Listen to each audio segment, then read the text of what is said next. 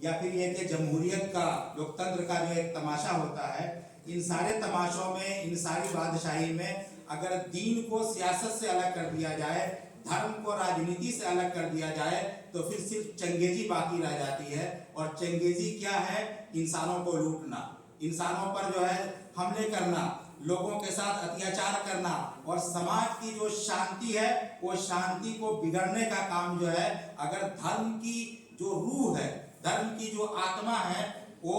अगर सियासत से जुदा हो जाती है तो फिर वो सही तरीके से वो राजनीति नहीं होती है। क्योंकि हम राम राज्य की बात कर रहे हैं, राम राज्य की तरफ हम आगे बढ़ने की बात कर रहे हैं, तो ये जरूरी है कि हम धर्म को,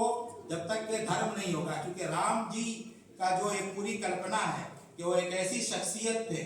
एक ऐसे आदर्श पुरुष थे, एक ऐसे मर्यादा पुरुष थे, एक उनकी एक ऐसी हमारे समाज में उनका जो एक ऐसी मिसाल है कि वो उन्होंने शांति को स्थापित किया, चाहे वो पिता के रूप में हो, पुत्र के रूप में हो, या पति के रूप में हो। उनका जो आदर्श है, उनकी जो मर्यादा है, उन मर्यादाओं को जो लोग जानते हैं, जिन्होंने उनकी जीवनी को पढ़ा है और समझा है, वो अच्छी तरीके से जानते हैं कि समाज के लिए उनकी मर्यादा क्या है। और जिस तरीके से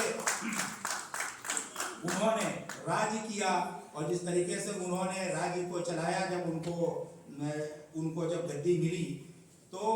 उनकी पूरी क्या परिकल्पना थी, उन परिकल्पनाओं पर चर्चा हम करेंगे विस्तार से। हमारे धर्मगुरु यहाँ पर मौजूद हैं। मैं तो बीच बीच में कुछ बातें अपनी करता रहूँगा, और इस सभा को और इस कार्यक्रम को आगे बढ़ाते हुए मैं बहुत ही अदब और एहतराम के साथ, बहुत ही सम्मान के साथ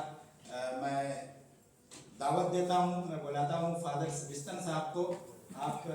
कैथोलिक चर्च से यहाँ पर तशरीफ लाए हैं और उनसे ये जानना चाहेंगे कि ईसाई धर्म में राम राज्य की क्या परिकल्पना है, वो किस तरीके से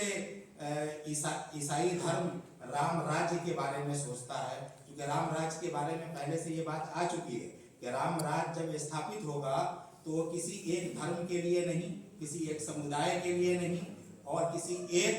जाति के लिए नहीं, बल्कि भारत में रहने वाले 140 करोड़ हिंदुस्तानियों के लिए होगा।